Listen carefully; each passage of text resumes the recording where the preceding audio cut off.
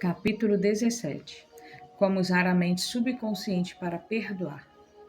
A vida não tem favoritos.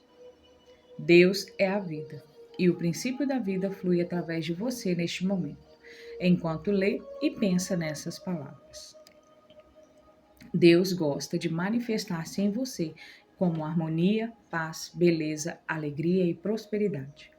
Isso é chamado de a vontade de Deus ou a tendência da vida.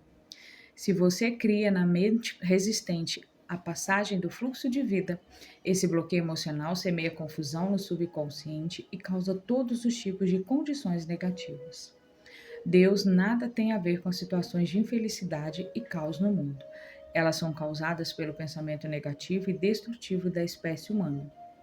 Constitui um grave erro, portanto, culpá-lo pelos problemas ou doenças que nos afligem. Numerosas pessoas criam habitualmente resistência ao fluxo da vida, acusando-o, censurando-o pelo pecado, pela doença e pelo sofrimento da humanidade. Outras lhe atribuem culpa por dores, mal-estar, perda de pessoas amadas, tragédias pessoais e acidentes. Enfurecem-se com ele e julgam-no responsável por seu sofrimento. Enquanto alimentar esses conceitos negativos sobre Deus, tais pessoas enfrentarão reações negativas automáticas da mente subconsciente. O que não conseguem compreender é que castigam a si mesmas. Elas precisam compreender a verdade, obter a liberação e renunciar a toda e qualquer condenação, ressentimento e raiva contra qualquer pessoa ou poder fora de si mesmas. Se assim não agirem, não adianta esperar vida sadia, feliz ou criativa. No momento em que acolherem o amor na mente e no coração, no momento em que acreditarem que Ele é um Pai carinhoso que as protege, ama, orienta, sustenta e lhes dá força, esse conceito e crença sobre Deus, ou o princípio da vida, será aceito pela mente subconsciente e elas se beneficiarão de incontáveis maneiras. A vida nos perdoa sempre. O princípio da vida contém e abre-nos um tesouro infinito de perdão. Perdoa-nos quando cortamos o dedo. A inteligência subconsciente existe em nós, age imediatamente para curar o ferimento. Novas células constroem pontes de um lado a outro do corte. Se contraímos uma infecção provocada por determinado organismo nocivo, a vida nos perdoa e cerca e aniquila o invasor. Se queimamos a mão, o princípio de vida reduz o edema e a congestão e dá-nos nova pele, tecidos e células. A vida não alimenta rancor contra ninguém. Está sempre nos perdoando. Traz de volta a saúde, a vitalidade, a harmonia e a paz, se cooperarmos com ela, isto é, se pensarmos em harmonia com a natureza. Lembranças negativas, rancorosas, amargura e má vontade atravancam e impedem a circulação do princípio de vida em nós existente. Como ela baniu o sentimento de culpa. Ariete G trabalhava até tarde no escritório todos os dias. Frequentemente só voltava para casa depois de meia-noite. E alimentava a esperança de que os chefes e colegas a admirassem por ser tão esforçada. Mas nada disso acontecia. Uma vez que ela era, em geral, a única a fazer serão, os demais nem mesmo sabiam de sua rara dedicação ao trabalho. Enquanto isso, sua família enfrentava sérias dificuldades. O marido e os dois filhos mal sabiam como ela era. Quando a equipe júnior de beisebol onde o filho Lawrence jogava chegou às semifinais, Ariete só não foi assistir o jogo, mas nem mesmo perguntou quem vencera. Para complicar ainda mais as coisas, o médico disse-lhe que sua pressão arterial estava ficando perigosamente alta. Ariete veio me procurar quando o marido lhe disse que queria a separação. Perguntei-lhe por que o excluíra de sua vida e demonstrava tão pouco interesse pelos filhos. No princípio, ela explicou que era obrigada a trabalhar tanto assim simplesmente para conservar o emprego. Perguntei-lhe se os colegas trabalhavam tantas horas extras como ela. Não reconheceu. Os outros cumpriam o horário normal e em nada eram mais competentes do que ela. Sugeri-lhe o motivo porque achava que ela trabalhava tanto. Há alguma coisa a corroendo por dentro, disse eu. Se não houvesse, você não trabalharia dessa maneira. Você está se punindo por alguma coisa. Por algum tempo, ela resistiu à sugestão. Insistiu em que seus hábitos de trabalho eram normais e que os outros sim é que eram preguiçosos. Finalmente, contudo, reconheceu um profundo sentimento de culpa. 15 anos antes, com a morte do pai, fora testamenteira do espólio e deliberadamente deixara de entregar uma grande soma ao irmão mais moço. Por que você fez isso? Perguntei. Foi questão de cobiça? Claro que não, respondeu ela. Meu irmão, bem, ele tinha um gravíssimo problema com drogas. Eu sabia o que aconteceria ao dinheiro se eu entregasse a ele. Disse a mim mesmo que o estava economizando para que ele conseguisse largar o vício. E? Perguntei. Ariete respirou profundamente. Isso nunca aconteceu. Ele suicidou. Talvez não tenha premeditado, mas o resultado foi o mesmo. Ele tinha apenas 26 anos. Eu pensei muito nisso. O que teria acontecido se eu não tivesse ficado com o dinheiro? Talvez ele o tivesse usado para pagar um programa de reabilitação e poderia ainda estar conosco. É culpa minha ele ter morrido. Perguntei. Se pudesse fazer tudo novamente, o que faria? Não sei, respondeu ela, sacudindo a cabeça, mas sei que me esforçaria mais para ajudá-lo, em vez de censurá-lo porque ele tinha um problema. Mas, na ocasião, você achou que tinha razões para agir assim? Perguntei. Achou que fazia a coisa certa. Claro, retrucou ela, mas agora acho que agi mal. O dinheiro não era meu. De modo que, agora você não faria a mesma coisa? Não, não faria, disse ela, o rosto sério. Mas isso não importa. Eu jamais poderei ser perdoada pelo que fiz. Roubei meu próprio irmão e ele morreu. É apenas justo que Deus me castigue. Eu mereço isso. Expliquei-lhe que Deus não a estava castigando. Ela mesma estava se punindo. Se usar mal as leis da vida, você vai sofrer como consequência. As forças da natureza nada têm de más. O uso que lhes damos é que determina se produzirão bons ou maus efeitos. A eletricidade não é má. Depende se você a usa para iluminar sua casa ou aplicar um choque fatal em alguém. O único pecado é a ignorância da lei. E o único castigo, a reação automática dela quando é mal usada. Se você usa mal os princípios da química, explode o local de trabalho. Se dá um murro numa tábua, é possível que a mão comece a sangrar. A tábua não tem culpa nenhuma. A culpa está no mau uso que você lhe deu. No fim, consegui ajudar Ariete a compreender que Deus não condena nem castiga ninguém. Seu sofrimento era devido à reação da mente subconsciente à sua maneira negativa e destrutiva de pensar. O que ela precisava era de perdão, mas também saber que o verdadeiro sentido do perdão é o perdão de si mesmo. O perdão alinha nosso pensamento com a divina lei da harmonia. A autocondenação é o inferno, prisão e restrição, e o perdão, o céu, harmonia e paz. Tirando da mente o peso da culpa e da autocondenação, ela obteve cura completa. No exame médico seguinte, a pressão voltou ao normal, a explicação a curou. O assassino aprendeu a se perdoar. Arthur, há muitos anos cometeu homicídio na Europa. Quando me procurou, sentia grande angústia e tortura mental. Acreditava que Deus tinha que castigá-lo pelo terrível ato que cometera. Pedi-lhe que me contasse o caso. Segundo ele, descobrira que a vítima estava tendo um caso com sua esposa. Chegara mais cedo de uma caçada e o surpreendera em flagrante, e num acesso de fúria atirara no homem, matando-o. O sistema judiciário foi leniente, cumpriu pena de apenas alguns meses de prisão. Ao ser solto, divorciou-se da esposa e emigrou para os Estados Unidos. Após vários anos, casou-se com uma americana. Ele e a esposa foram abençoados com 3 lindos filhos. Fez carreira bem-sucedida em um campo de atividade em que tinha a oportunidade de ajudar muitas pessoas. Era apreciado e respeitado pelos colegas, mas aparentemente nada disso o ajudava. Após todos esses anos, continuava a culpar-se pelo que acontecera. Após ouvir-lhe a história, expliquei que, segundo a ciência, todas as células de nosso corpo são renovadas a cada 11 meses. Tanto física quanto psicologicamente, ele não era mais o mesmo homem que cometera aquele homicídio, que acontecera muitos anos antes. Além disso, ele evidentemente se transformara tanto mental quanto espiritualmente. Nesse momento, transbordava de amor e boa vontade para com a humanidade.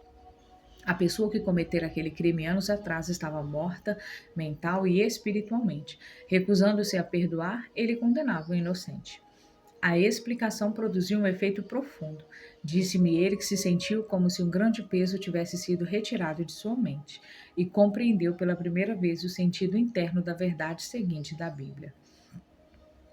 Vinde, pois, e arrazoemos, diz o Senhor. Ainda que vossos pecados sejam como escarlate, eles se tornarão brancos como a neve. Ainda que sejam vermelhos como o carmesim, e se tornarão como a lã. Isaías, capítulo 1, verso 18. Críticas não podem feri-lo sem seu consentimento. Uma professora primária chamada Ramona K. procurou-me após uma palestra. Disse-me que recentemente fora obrigada a fazer um discurso. Em seguida, uma colega lhe enviou um bilhete cheio de críticas. Dizia que Ramona falara rápido demais, engolira palavras e nem ao menos pudera ser ouvida com clareza. Ramona ficou furiosa e magoada. Sentiu grande raiva da colega e na escola procurou evitar qualquer contato com ela. Quando a interroguei, Ramona reconheceu que merecia muitas das críticas. Não tinha experiência em falar para adultos, talvez sentia-se nervosa e depois feliz por ter acabado a provação. Esse era o motivo por que ficara tão magoada com a crítica da colega. Era como se alguém espinafrasse um bebê que estava aprendendo a andar, por não correr quando simplesmente andar já era uma façanha extraordinária. Enquanto conversávamos, Ramona começou a compreender que sua primeira reação fora infantil. Acabou por reconhecer que o bilhete construíra na verdade uma bênção e um corretivo muito necessário. Resolveu melhorar nesse particular e matriculou-se em um curso de oratória oferecido por uma faculdade próxima. Paralelamente, ligou para a autora do bilhete para lhe agradecer pelo interesse e pelas boas informações. Como ser compassivo? Mas e se o bilhete recebido por Ramona fosse absolutamente infundado? E se ela tivesse boa razão para pensar que a crítica ao discurso simplesmente não tinha fundamento? Nesse caso, Ramona teria que compreender que alguma coisa no discurso, fosse na apresentação ou no conteúdo, perturbar os preconceitos, superstições ou crenças sectárias mesquinhas da autora do bilhete. O problema nesse caso não seria seu, mas da colega que o escrevera. Compreender isso implicaria dar um primeiro passo essencial para a compaixão. O passo lógico seguinte seria orar pela paz, harmonia e compreensão da colega. Nós não podemos ser magoados quando sabemos que somos senhores de nossos pensamentos, reações e emoções. As emoções seguem os pensamentos e temos o poder de rejeitar todos os que nos perturbam ou incomodam. Abandonada no altar. Há alguns anos fui chamado para realizar um casamento em uma igreja próxima. O noivo não apareceu. Ao fim de 2 horas, a quase esposa derramou algumas lágrimas e disse em seguida: orei pedindo orientação divina. Essa pode ser a resposta à minha oração, porque ele nunca falha. A reação dela reafirmava a fé em Deus e em todas as coisas boas, e não sentiu amargura no coração, porque, como disse, por mais que eu ansiasse por isso, acho que esse casamento forçosamente não teria sido a ação correta, porque orei por ação correta, não apenas por mim, mas por nós dois. Essa jovem passou serenamente por uma experiência que poderia ter lançado outra pessoa à depressão. Sintonize a inteligência infinita existente em seu subconsciente. Confie na resposta com tanta certeza quanto confiava em seu pai e sua mãe quando o carregavam nos braços. Essa é a estrada real para o equilíbrio e a saúde mental e emocional. É errado casar. Sexo é imoral e eu sou imoral. Uma jovem procurou-me após uma de minhas palestras. Disse que se chamava Carol. Fiquei impressionado com a aparência dela. Usava um vestido preto simples e meias compridas também pretas. Rosto pálido e sem expressão, sem pelo menos vestígios de batom ou qualquer outra maquiagem. Maneiras controladas, mas também vigilantes, como se pensassem que as pessoas em volta poderiam, de repente, começar a agir de forma imoral. Logo depois, Carol começou a relatar a educação que havia recebido. Fora criada pela mãe que lhe ensinara a dançar, jogar cartas, nadar ou namorar eram pecados. De acordo com a mãe, todos os homens eram maus. Sexo nada mais era do que devassidão inspirada pelo demônio. Se desobedecesse a esses mandamentos, se deixasse de segui-los ao pé da letra e espírito, arderia eternamente no inferno. Quando saía com rapazes do escritório onde trabalhava, Carol sentia um profundo sentimento de culpa. Estava convencida de que Deus a castigaria. Um rapaz de quem gostava muito propôs-lhe casamento, mas ela recusou. Ou como me disse, é errado casar. Sexo é imoral e eu sou imoral. Era o velho condicionamento falando. Claro que essa jovem transbordava de culpa. Como poderia ser de outra maneira? Era-lhe impossível viver de acordo com as crenças da mãe. Era-lhe impossível também evitar o pensamento de que havia alguma coisa errada nessas crenças. O princípio da vida que flui através de todos nós lutava por reconhecimento e expressão. Sugeri a Carol que tentasse aprender a se perdoar. Perdoar implica renunciar a algo. Ela precisava renunciar a todas as falsas crenças e trocá-las pelas verdades da vida e por autoestima. Carol vinha conversar comigo uma vez por semana. Isso durou 10 semanas. Ensinei-lhe o que aprendera sobre o funcionamento das mentes consciente e subconsciente, como eu venho explicando nesse livro. Compreendendo aos poucos ter sido vítima de lavagem cerebral, que fora hipnotizada e condicionada por uma mãe ignorante, supersticiosa, fanática e frustrada, iniciou finalmente uma vida maravilhosa. Por sugestão minha, passou a usar roupas mais atraentes. Foi à sessão de cosméticos de uma loja no centro e recebeu uma ajeitada geral gratuita. Fez aulas de danças e aprendeu a dirigir. Aprendeu também a nadar, jogar cartas e bater papo com rapazes. Rompeu inteiramente com a família e começou a amar e dar valor à vida. Descobrindo sua natureza interior, Carol começou a orar por um companheiro, afirmando que o Espírito Infinito atrairia para ela um homem com quem pudesse harmonizar-se por completo. Certa noite, ao deixar meu consultório, encontrou um rapaz que estava à minha espera. Apresentei-os casualmente. 6 meses depois, eles se casaram. Continuam casados e felizes. O perdão é necessário para a cura. E quando estiverdes orando, se tendes alguma coisa contra alguém, Marcos capítulo 11, 25. Perdoar ao próximo é essencial se queremos paz mental e saúde radiante. Precisamos perdoar todos que um dia nos feriram, se queremos saúde e felicidade perfeitas. Perdoe a si mesmo, harmonizando seus pensamentos com a lei e ordem divinas. Você não pode perdoar-se absolutamente pelo que tenha antes perdoado aos outros. Recusar o perdão a si mesmo é nada mais, nada menos do que o orgulho espiritual ou ignorância. Na medicina psicossomática moderna, está sendo constantemente enfatizado que o ressentimento, a condenação de outrem, o remorso e a hostilidade estão por trás de um número imenso de doenças, variando de artrite a problemas cardíacos. O estresse causado por essas emoções negativas pode afetar diretamente o sistema imunológico, deixando-o vulnerável a infecções e doenças. Especialistas em doenças relacionadas com o estresse dizem que pessoas que foram magoadas, maltratadas, enganadas ou feridas reagem muitas vezes enchendo-se de ressentimento e ódio contra os que as prejudicaram. Essa reação provoca feridas inflamadas e purulentas na mente subconsciente. E só há um remédio. Elas têm que extirpar e eliminar essas mágoas, e a única maneira segura de fazer isso é pelo perdão. Perdoar é amor em ação. O elemento essencial na arte do perdão é a disposição de perdoar. Se você deseja sinceramente perdoar alguém, já ultrapassou metade da barreira. Claro, você compreende que perdoar não significa necessariamente gostar ou fazer amizade com quem o magoou. Não podemos nos obrigar a gostar de alguém. E isso seria a mesma coisa que o governo baixar legislação tomando compulsórios a boa vontade, o amor, a paz ou a tolerância. Não vamos gostar de ninguém simplesmente porque alguém nos dá essa ordem. Mas, e aqui está o ponto crucial, você pode amar sem gostar de pessoas. A Bíblia diz: amai-vos uns aos outros. Impossível como isso possa parecer à primeira vista, quem quiser realmente fazer isso pode.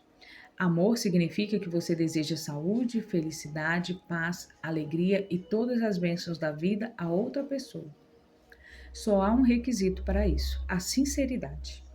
Você não está sendo magnânimo quando perdoa, mas na realidade sendo egoísta, porque o que deseja aos outros está realmente desejando para si mesmo. A razão é que você pensa isso e sente isso. Assim como você pensa e sente, assim você é. Poderia alguma coisa ser mais simples do que isso? Técnicas de perdão.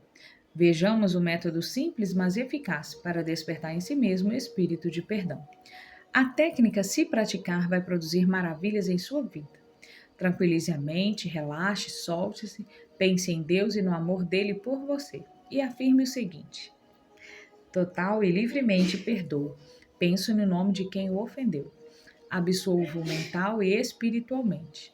Perdoo tudo ligado ao assunto em questão. Estou livre e ele está livre. E esse sentimento é maravilhoso. Esse é o dia em que concedo anistia geral.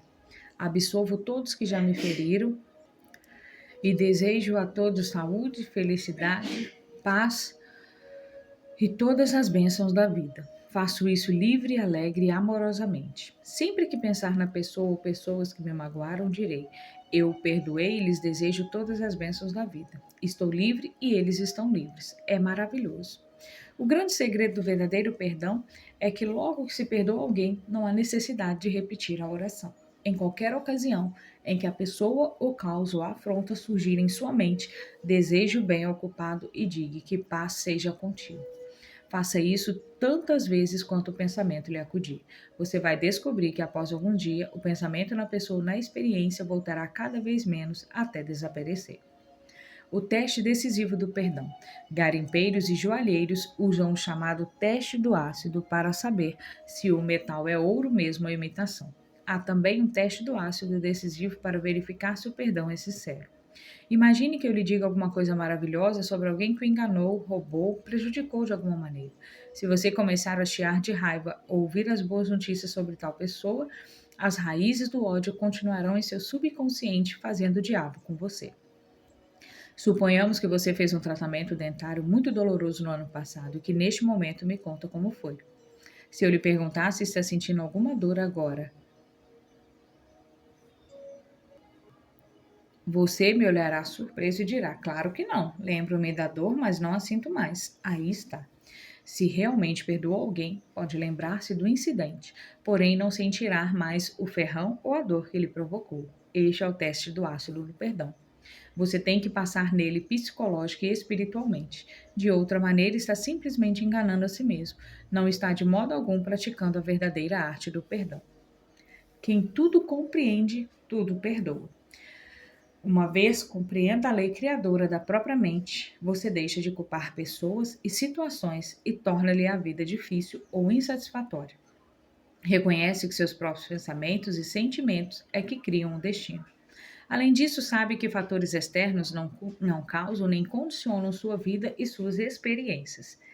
Pensar que outros podem prejudicar sua felicidade, que você é a bola de futebol que todos chutam de um destino cruel, que tem se opor e lutar contra alguém para conseguir sobreviver. Todas essas ideias revelarão a natureza destrutiva que lhes é inerente. Logo que você compreender que pensamentos são coisas. Esse princípio, aliás, é claramente exposto na Bíblia. Porque, como imagina em sua alma, assim ele é. Provérbios capítulo 23, verso 7. Ajudas ao perdão. 1. Nem Deus nem a vida escolhem pessoas. A vida não tem favoritos. A vida ou Deus apenas parece favorecê-lo quando você começa a se alinhar com os princípios de harmonia, saúde, alegria e paz. 2. Deus ou a vida jamais nos envia distúrbios, doenças, acidentes ou sofrimentos. Nós o provocamos com pensamentos negativos e destrutivos, segundo dispõe a lei. Quem sementa ventos, colhe tempestades. 3. O conceito que você faz de Deus é a coisa mais importante de sua vida. Se realmente acredita em um Deus de amor, seu subconsciente responderá, trazendo-lhe incontáveis bênçãos. Acredite em um Deus de amor. 4. Nem a vida, nem Deus têm má vontade com você. A vida jamais o condena. Ele cura o corte na sua mão, perdoa-lhe se queima o dedo, reduz o edema e restitui a inteireza e a perfeição à parte lesionada. 5. Seu complexo de culpa é um conceito falso de Deus e da vida. Nenhum dos dois julga ou castiga. Você faz isso consigo mesmo através de efeitos produzidos pelo subconsciente e que têm origem em crenças falsas, pensamentos negativos e autocondenação. 6. Deus ou a vida não o condena nem castiga. As forças da natureza nada têm de más. Os efeitos de seu uso dependem de como usa o poder em que você existe. Você pode usar eletricidade para matar alguém ou iluminar a casa, usar água para afogar uma criança ou saciar-lhe a sede. O bem e o mal têm origem no pensamento e na intenção da mente da pessoa. 7. Deus ou a vida jamais pune. As pessoas se punem com falsos conceitos sobre Deus, vida e universo. Como o pensamento é criador, elas criam seu próprio sofrimento. 8. Se outra pessoa o critica e esses defeitos existem em você, rejubile-se, dê graças e aprecie os comentários. Você terá, sim, oportunidade de corrigir os defeitos. 9. Nenhuma crítica pode feri-lo quando você sabe que é senhor de seus pensamentos, reações e emoções. Esse fato lhe dá a oportunidade de rezar pelo próximo e abençoá-lo, e com isso abençoar-se também. 10. Quando ora por orientação e ação correta, aceite o que lhe for dado. Reconheça que é bom, muito bom que recebeu. Dessa maneira, não terá razão para autopiedade, críticas ou ódio. 11. Nada é em si bom ou mal. O pensamento é que lhe dá essa característica. Não há o mal no desejo de alimento, sexo, riqueza ou verdadeira autoexpressão. Tudo depende da maneira como você usa essas ânsias, desejos e aspirações. Seu desejo de alimento pode ser atendido sem matar alguém por um pedaço de pão.